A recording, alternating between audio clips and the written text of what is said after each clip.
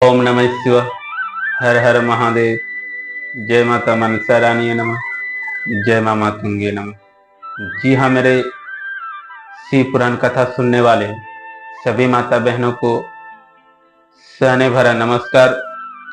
और आज हम आप सभी के बीच मेरे भक्तों मंत्र विद्या आप सभी को जानकारी देंगे। तो शिव पुराण कथा सुनने से पहले सभी माता बहने भक्तगणों को हर हर महादेव, जगदम्बा पार्वती माता की, मातंगी माता की, मनसा देवी की, कामाख्या माता की, गुरुदेव भगवान की।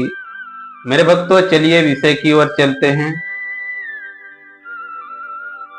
स्नान करने का मंत्र विद्या, त्रिपुंडा मस्तक पे चंदन लगाने का मंत्र विद्या आप सभी को मार्गदर्शन करते हैं मेरे भक्तों।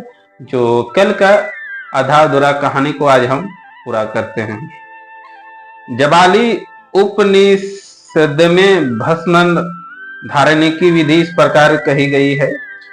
ओम अग्निरिति भस्म, आयुरिति भस्म, वयोमेति भस्म, जल मिति भस्म, स्थल मिति भस्म। इस मंत्र से भस्म को अभिमंत्रित करना है मेरे भक्तों, अभी जो बताया गया। फिर एक बार समझ लीजिए। ओम अग्निरिति भस्म, आयुरिति भस्म, वयोमेति भस्म, जलमिति भस्म, स्थलमिति भस्म। इस मंत्र से भस्म को अभिमंत्रित करके अभिमंत्रित करना है। दूसरा क्या कहते हैं?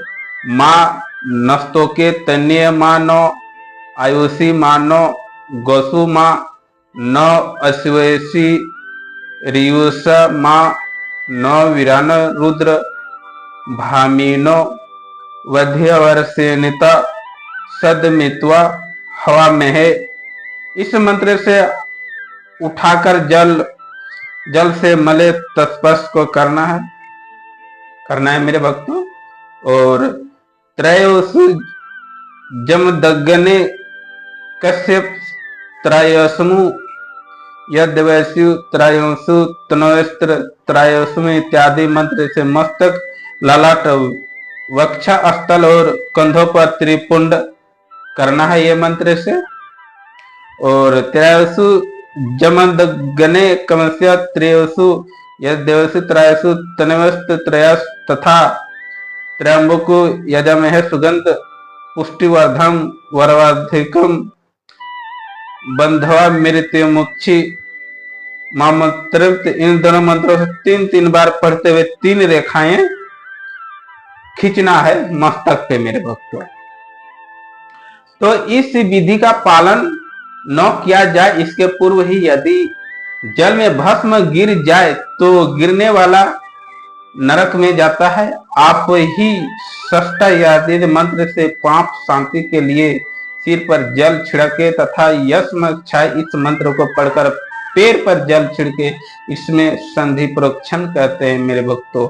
आप ही सृष्टा इत्यादि मंत्र 3 ऋचाएं और प्रत्येक रचाए में गायत्री छंद के 3-3 चरण है।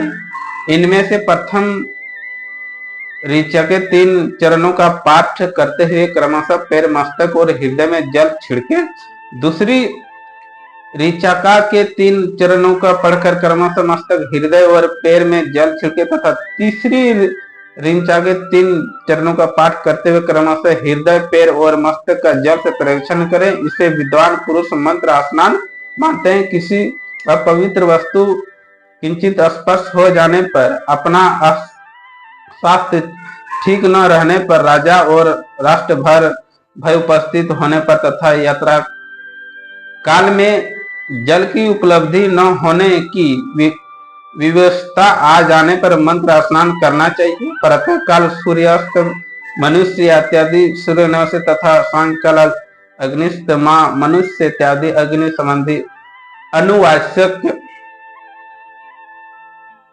से जल का आचमन करके पुनः जल से अपने अंगों का परीक्षण करें। मध्य काल में भी आप पुनः इस मंत्र से आचमन करके पूर्व से परीक्षण या मार्जन करना चाहिए। प्रातः काल की संध्या नामे गायत्री मंत्र का जाप करके 3 बार ऊपर की ओर सूर्योदय की ओर अर्थ देने चाहिए। ब्राह्मणों के मध्य काल में गायत्री मंत्र के उच्चारण सूर्य एक ही अर्घ देना चाहिए।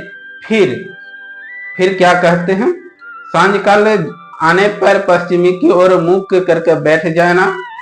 पृथ्वी ही सूर्य के लिए अर्घ दे। ऊपर की ओर नदी प्रातः काल मध्य खाने समय अंजलि में अर्घ जल लेकर अंगुलियों ओर से सूर्य देव के लिए अर्घ दे। फिर अंगुलियों छिद्र से ढलते हुए सूर्य देखें तथा उनके लिए स्वतः प्रदक्षिण करके शुद्ध आचमन करें। सांझ काल में सूर्य अस्त 2 घड़ी पहले की हुई संध्या निष्फल होती है, क्योंकि वह सांझ संध्या का समय नहीं है, क्योंकि वह सांझ संध्या का पहर नहीं है। मेरे भक्तों,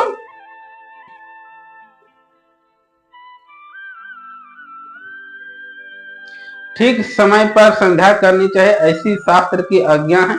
यदि संध्योपासना किए बिना दिन बीत जाए तो प्रत्येक समय लिए कर्म प्रसाद करना चाहिए। यदि एक दिन बीते तो प्रत्येक बीते हुए संध्या काल लिए नित्य नियमित अतिरिक्त गो गायत्री मंत्र का अधिक जप करें। यदि नित्य कर्म के लुप्त हुए 10 दिन से अधिक बीत जाए तो उसके प्रत्याशित 1 लाख गायत्री जप करना चाहिए। यदि 1 मास तक नित्य कर्म छूट जाए तो पुनः अपना उपन्यासकार कराएं। अर्थात सिद्धि के लिए इस गौरी, कार्तिक, विष्णु, ब्रह्मा, चंद्रमा और यमका तथा ऐसे ही अन्य देवताओं भी शुद्ध जल से तर्पण करें। फिर तर्पण कर्मों का ब्रह्मांड करके शुद्ध आचमन करें।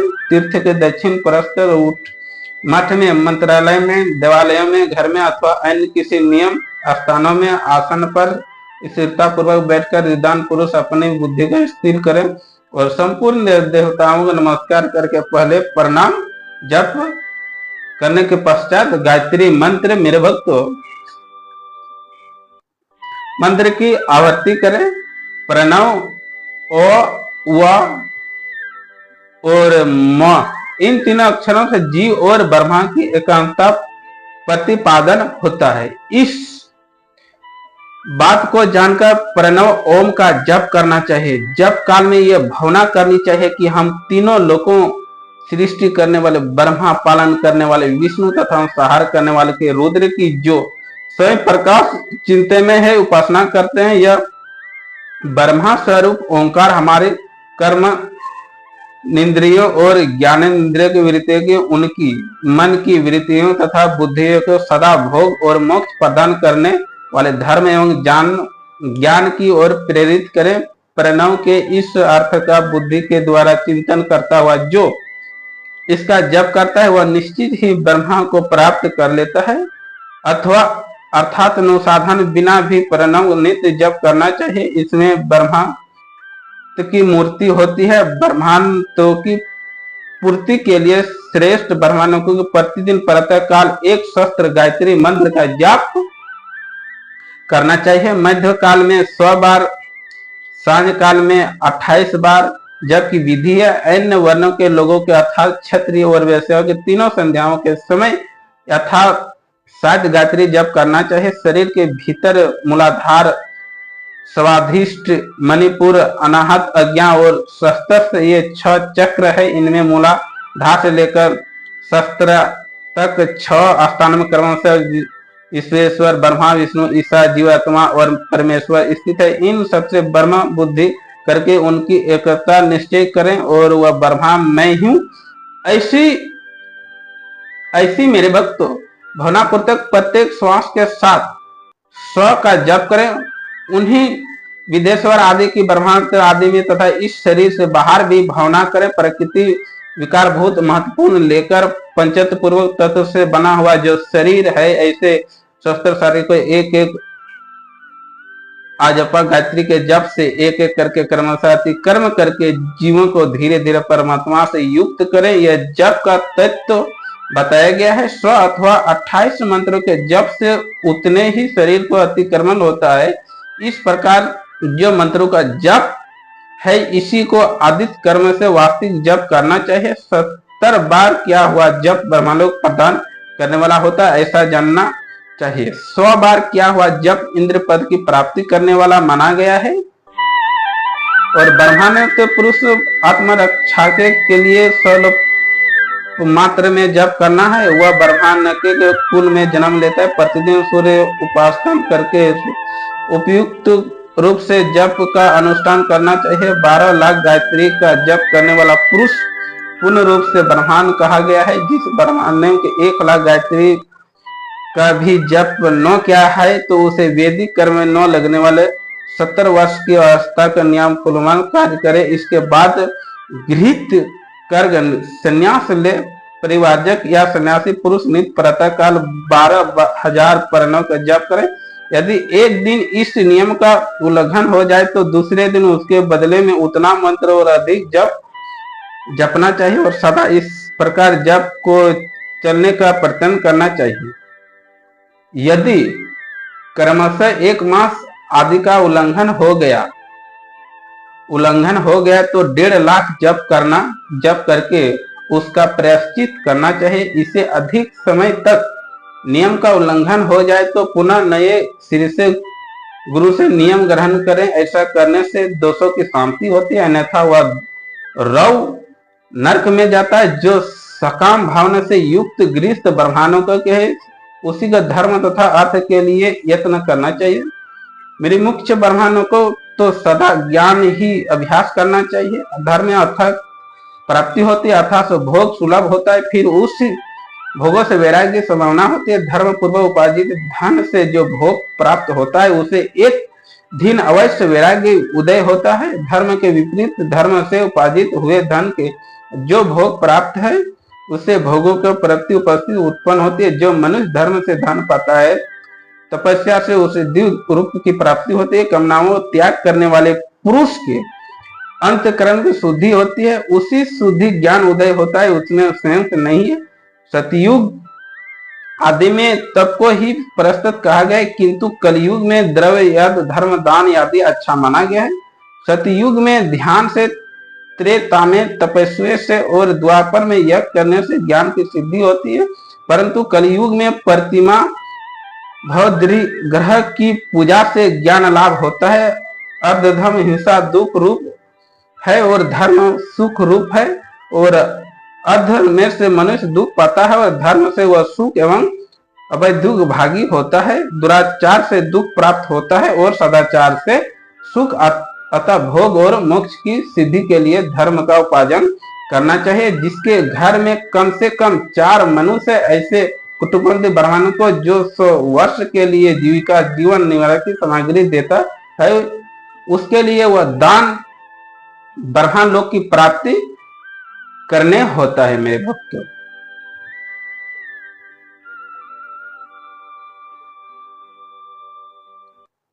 एक शस्त्र चंद्र का अनुष्ठान ब्रह्मालोकदायक माना गया है। जो क्षत्रिय एक शस्त्र कटुबंध जीविका और आवास देता है उसका वह कर्म इंद्रलोक की प्राप्ति करने वाला होता है। 10,000 कटुबंध दिया हुआ आश्रय दान ब्रह्मालोक प्रदान करता है। दाता पुरुष जिस देवताओं को सामने रखकर दान करता है, अर्थात वह दान के द्वारा जिस देवताओं प्रसन्न करना चाहता है उसी का लोक उसे प्राप्त होता है। यह बात देवता को पुरुष अच्छी तरह जानते हैं। धनहीन पुरुष सदा तपस्या उपार्जन करे, क्योंकि तपस्या और तीर्थ शरण से अक्षय सुख पाकर मनुष्य उसका उपभोग करता है। अब मैं न्याय धन के उपार्जन विधि बता रहा हूँ। ब्राह्मणों को चाहिए कि सदा सावधान रहकर विशुद्धि प्रतिग्रह दान ग्रहण तथा याजन यज्ञ करने आदि से धन का अर्जन करें। वह इसके लिए कहीं दीनता न दिखाए और न अत्यंत क्लेशदायक कर्म ही करे। क्षत्रिय बाहुबल से धन का उपार्जन करे और वैसे कृषि एवं गुर छा से नियोपार्जित धन का दान करने से दया को ज्ञान की सिद्धि प्राप्त होती है। ज्ञान सिद्धि द्वारा सब पुरुषों को गुरु कृपा मोक्ष सिद्धि सुलभ होती है। मोक्ष से स्वरूपी सिद्धि ब्रह्मा रूप से स्थिति प्राप्त होती है, जिसमें मेरे भक्त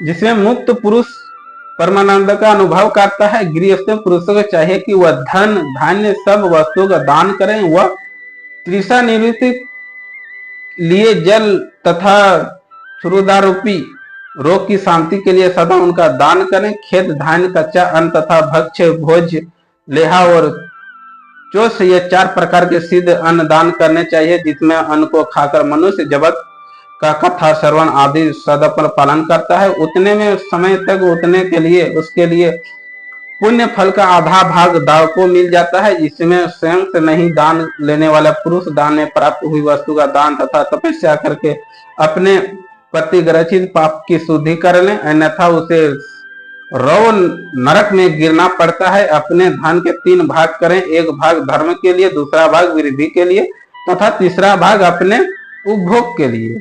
नित्य, निमित्त और कामी, ये तीनों प्रकार कर्म धर्म रखे हुए धन से करे। साधकों को चाहिए कि वह वृद्धि के लिए रखे हुए धन से ऐसा व्यापार करे जिसमें उस धन की वृद्धि हो तथा उपभोग के लिए रक्षित धन हितकारक, परिमित एवं पवित्र भोग भोगे। खेती से पैदा किए हुए धन का 10वां अंश दान कर दे, इसके पाप की शुद्धि होती है। शेष धन से धर्म वृद्धि एवं उपभोग करे, अन्यथा वह रौ नरक में पड़ता है अथवा उसकी बुद्धि पाप पूर्ण हो जाती है या खेती ही चौपट हो जाती है। मेरे भक्तों, वृद्धि के लिए कहे गए व्यापार में प्राप्त हुआ धन का 6ठा भाग दान करने से योग है। बुद्धि पुरुष अवश्य उसका दान कर दें। विद्वानों को चाहिए कि वह दूसरों के दोषों का बखान न करे। ब्राह्मणों को 10 वर्ष दूसरों के सुने हुए देखे हुए छिद्रों को भी प्रकट न करे। विद्वान पुरुष ऐसी बात न कहे जो समस्त प्राणी को हृदय और दोष पैदा करने वाले ऐश्वर्य की सिद्धि के लिए दोनों संध्याओं को समय अग्निहोत्र कर्म अवश्य करे। जो दोनों समय अग्निहोत्र करने में असमर्थ हो, वह एक ही समय सूर्य और अग्नि को विधि पूर्वक दी हुई आहुति संतुष्ट करे। चावल, धान्य, घी, फल, कंद तथा हविष्य इनके द्वारा विधि पूर्वक अष्टालिपि बनाए तथा यथोचित रीति से सूर्य और अग्नि को आपत्ति करें। यदि हविष्य का अभाव हो तो प्रधान होम मात्र करें। सदा सुरक्षित रहने वाली अग्नि को विद्वान पुरुष अजस्त्र ज्ञान संज्ञा देते हैं अथवा संध्या काल में जप मंत्र या सूर्य की वंदना मात्र करने। आत्मज्ञान की इच्छा वाले तथा धनार्थित पुरुषों को भी इस प्रकार विधि पूर्वक उपासना करनी चाहिए। जो सदा ब्रह्म ज्ञान में तत्पर होते हैं, देवताओं की पूजा में लगे रहने, नित्य अग्नि पूजा एवं गुरु पूजा में अनुरुक्त होते हैं तथा ब्राह्मणों को तुप्त किया करते हैं, वे सब लोग स्वर्ग लोक के भागी होते हैं। मेरे भक्तों, तो इस कथा में आप सभी ये जानकारी मिला मेरे भक्तों। इसी तरह डेली आप सभी को शिव पुराण कथा सुनने को हमारे चैनल के माध्यम से मिलेंगे। तो मेरे भक्तों, इस प्रोग्राम में इतना ही। फिर दूसरे प्रोग्राम में आप सबसे मुलाकात होगा। तो जाते जाते एक बार फिर से हर हर महादेव, जगदम्बा पार्वती माता की, मातंगी माता की, गुरुदेव भगवान की। मिलते हैं मेरे भक्तों नेक्स्ट प्रोग्रामों में। ओम नमः शिवाय।